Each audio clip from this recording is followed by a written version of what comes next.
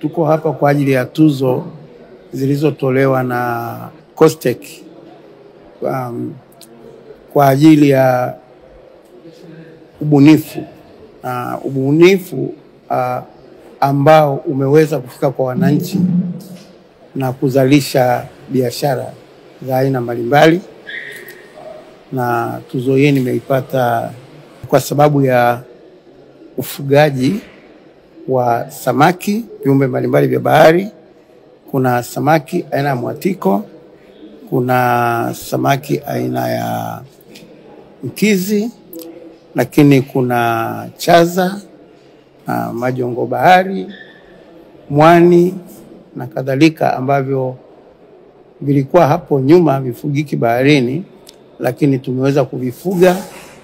Na kwa mfano kwenye ufugaji wa samaki mwatiko ambao tulianza nao miaka ya 2000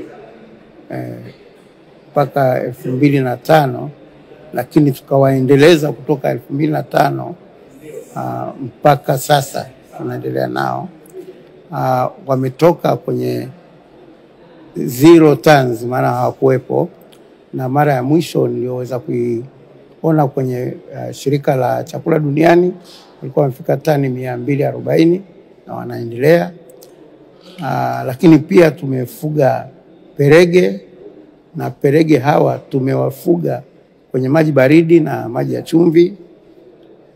Nimesema maji ya chumvi, ni kweli kwamba samaki wote wanaopatikana kwenye mito ya Pangani, Rufiji, mpaka Ruvuma, wale samaki wote kwa sababu wako kwenye contact na bahari wameadapt na wanafugika kwenye bahari yetu. Lakini pengine kinachofurahisha zaidi, tuliweza kumfuga samaki wa Rufiji pamoja na samaki wa Ziwa Victoria, tunamuita sato, na yule sato wa kike akibreed na Rufiji au wami wa kiume anazaa madume matupu bila kutumia homoni yoyote, na yale madume yana faida kubwa kwa sababu katika samaki anayeteseka baharini ni sato. Lakini vile vifaranga vyake huwa vina uwezo wa kuishi kwenye maji yoyote, kuanzia fresh water, maji ya kawaida, lakini maji ya kati tunasema estuarine water, yani maji ambayo pale ambapo mto unaingia baharini, wale samaki wanaweza kuishi kwenye bahari, kwenye maji ya kawaida na kwenye maji ya katikati, na wanakuwa vizuri. Sato huwa ni wakubwa kuliko samaki wa Rufiji, lakini wale hybrid yanakuwa vizuri kuliko hata hao sato wenyewe. Na kinachofurahisha zaidi ni kwamba kwenye yale maji ya mchanganyiko wanakuwa haraka zaidi kuliko maji ya bahari na kuliko maji ya kawaida. Na hiki kinasababishwa na kulingana kwenye kiasi cha chumvi au tuseme maji yaliyoko ndani ya mwili wa samaki na yale walioko kwenye maji ya bahari au maji ya kawaida. Kwa hiyo ni samaki ambao wanaweza wakalimwa wakafanywa biashara. Tofauti ya sato na samaki wengi tunaotaka kuwalima baharini ni kwamba samaki wengi wanaolimika bahari na samaki wengi sana, lakini samaki wengi wanaolimika hawajulikani kibiashara, kwa mfano mwatiko. Lakini sato na hao wengine ili kundi la perege wanajulikana duniani kote na wanauzika kirahisi kote. Tuseme pia tumeweza kufuga majongo bahari. Mazoezi ya kufuga majongo bahari katika Tanzania yalianza kufanyika miaka ya 2000 mwishoni, baada ya kuonekana kwamba majongoo bahari yameisha baharini na uokotaji wake umefungwa. Kwa hivyo tukafikiri kwamba ni wakati maalum wa kwanza kuwafuga, na hao majongoo wanafugwa. Uzuri wake hawahitaji chakula, hawahitaji chochote, wao wanakula matope na kwa maana hiyo wana uwezo wa kubadilisha, kuondoa hewa ukaa kwenye bahari, ambacho ni kitu muhimu sana kinasitizwa katika mambo ya tabia nchi. Lakini pia wanapochokoa kule baharini wanaondoa nutrients, yani virutubisho vile ambavyo vinatakiwa kwa ajili ya majani. Kwa hiyo wanapalilia majani ya bahari ambayo ni muhimu sana katika uzalishaji wa vifaranga wa samaki wa aina mbalimbali. Samaki wanaingia kule, wanatoa mayai na watoto pia wanaishi kule kwa ajili ya chakula na utulivu ulioko kule. Ni sehemu nzuri ya kujificha. Lakini zile nutrients zinafukuliwa toka chini, lakini na oxygen inaingizwa ndani kwenye matope. Kwa hiyo yale matope yanakuwa sasa sio matope mabaya, ni matope mazuri. Lakini vile virutubisho vinakuja vinalisha pia hii bahari ya juu. Inakuwa kama upwelling. Upwelling ni kitendo cha rutuba kutoka chini ya bahari kuja juu na kufaidi, kwa sababu hapa juu ndio ambapo chakula kinatengenezwa kwenye process ya photosynthesis. Labda niseme pia tumeanzisha kilimo cha mseto cha majongoo na mwani, lakini pia majongoo na samaki aina ya mwatiko. Na kwenye hayo pia kuna hiyo kufukua virutubisho kutoka kwenye matope, na pia maana yake ni kutengeneza matope. Ni moja katika vitu vinavyoweza kupunguza uchafu baharini, lakini pia tumegundua kwamba kupata zao zaidi ya moja kwenye eneo moja ni faida kubwa zaidi kiuchumi.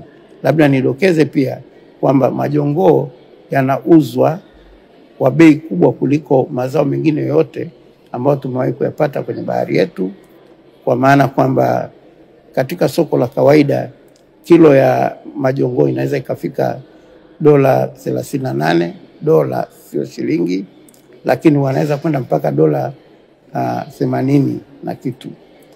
Ila huko kwao akifika kilo moja ya jongoo tunayemlima, ambaye ni jongoo ambaye anatamani kuliko wote kwa sasa, anafika $1,800 mpaka na 80 na kitu. Kwa ni moja katika vyakula vyenye thamani kubwa kwa Wachina katika vyakula vyao vitano ambavyo vinahusisha konokono wanaotoka South Africa, lakini pia kuna konokono, kuna fini ya shark pamoja na haya majongoo na wengine wawili sasa siwezi kuwakumbuka. Ni chakula chenye thamani kuliko vyote na kinaliwa kuonyesha kwamba huyu mtu ni tajiri. Kwa kweli tumefanya vitu vingi kwenye bahari, na hiyo ndio imetokea kupewa tuzo la mwanachuo au mwanasayansi ambayo matokeo yake yameweza kumpa tuzo ya ubunifu ulioweza kufika kwa wananchi na kuwatajirisha.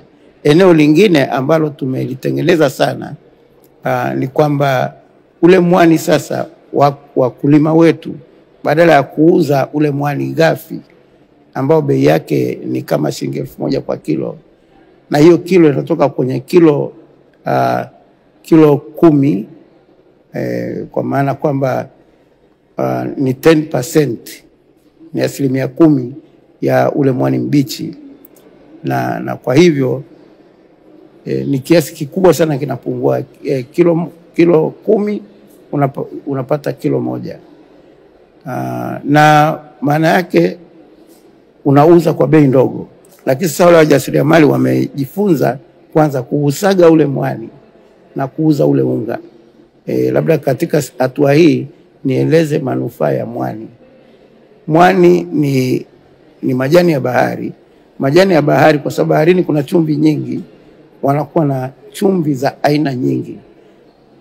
Hizi kemikali ni pamoja na zile tunazoziita zinaondoa magonjwa ya kansa, zinaondoa Kiingereza tutasema anti-cancer, antioxidants, vitu vingi tu, na kuna vile virutubisho vya aina ya chuma kama sodium, potassium ambazo zimejaa kwenye miili ya binadamu, lakini magnesium na vitu vingine vingi ambavyo vinahitajika kwenye mwili kwa ajili ya virutubisho, na kwa hivyo vinasaidia pia katika kutibu magonjwa na vitu vingine. Lakini mwani unaingia kwenye chakula chenyewe na unafanya kinaposhuka kooni kinashuka vizuri. Labda niwaambie kwamba hii ice cream, kile kitu kinachofanya sukari yake ienee, manake zile nyingine chakula barafu unaanza kula sukari nzuri huku nje, ukifika ndani unakunywa maji, unafyonza maji, lakini ice cream unapata chakula chote kimeenea. Kinachofanya kile kienee ni vitu vinavyotoka kwenye mazao kama mwani. Kwa hiyo ni vyakula vizuri sana kwenye afya, lakini vyakula vizuri sana kwenye vipodozi, na tuna watu wengi sasa hivi ambao tumewazalisha ambao wanatengeneza vyakula na vipodozi ambao vinauzwa hapa Tanzania, lakini pia vinauzwa nje, na tunaendelea nao ili wapate TBS, ili wapate ZBS, waweze kuuza kwa uhuru, lakini pia wameshapata ruhusa ya kuuza. Katika sekta ya uvuvi tunaye Dr. Aviti Mochi. Yeye ni mtafiti na mhadhiri mwandamizi kutoka Chuo Kikuu cha Dar es Salaam, Taasisi ya Sayansi ya Bahari. Dr. Aviti amehusika na tafiti za ufugaji wa viumbe maji kama samaki wa maji chumvi, chaza, majongoo bahari, na ameanzisha mashamba darasa na kutoa mafunzo kwa zaidi ya wanafunzi wakulima 2000 Zanzibar. Pia ameshiriki miradi mikubwa ya afya ya maji na magonjwa ya samaki kama Trahesa na Karesa, ambayo imezalisha wataalamu wengi ambao wapo katika sekta za elimu na utafiti. Kupitia juhudi zake amekuwa na mchango wa moja kwa moja kwenye ajenda ya uchumi wa bluu na kuhakikisha maendeleo endelevu ya sekta za bahari na rasilimali zake kwa vizazi vya sasa na vijazo. Dr. Aviti, tafadhali.